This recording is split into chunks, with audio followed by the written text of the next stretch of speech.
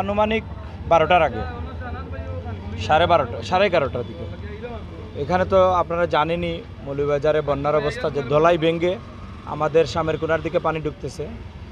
তো এই বন্যায় মৌলভীবাজারের মধ্যে আমার চাঁদনীঘাট ইউনিয়ন সবচেয়ে বেশি আক্রান্ত। শামেরকুনা মাথারকাপনের এমন কোনো ঘর নাই বর্তমানে পানি নাই করে।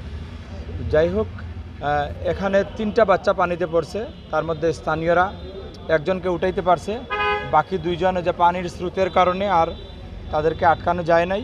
তারপর দীর্ঘ 1-1.5 ঘন্টা পরে একজনকে আধা ঘন্টা পরে উদ্ধার করা হয়েছে, সাথে সাথে হসপিটাল পাঠানো হয়েছে, হসপিটালে তাকে মৃত বলা হয়েছে। পাশাপাশি 1.5 ঘন্টা পরে আরেকজনকে উদ্ধার করা হয়েছে। আমরা সাথে সাথে হসপিটালে নিজেই ছিলাম, হসপিটালে নিয়ে এসেছি। আসার পরে তো এখানে কর্তৃপক্ষ তাকে মৃত ঘোষণা করা হয়েছে।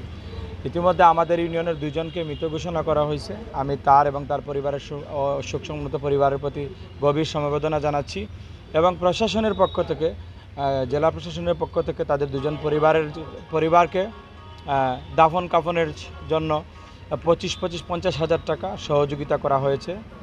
পাশাপাশি আমি অনুরোধ জানাবো, যেহেতু মৌলভীবাজারে বন্যা, আপনাদের বাচ্চারা যারা আছে সবাই, এবং শুধু বাচ্চারা না, বড়ও যারা আছেন সবাই এই বন্যার পানি অবশ্যই খেয়ালে থাকতে হবে, যাতে করে কোনো ধরনের দুর্ঘটনা না ঘটে, পানিতে যাতে পরে আর কারো মৃত্যু না ঘটে।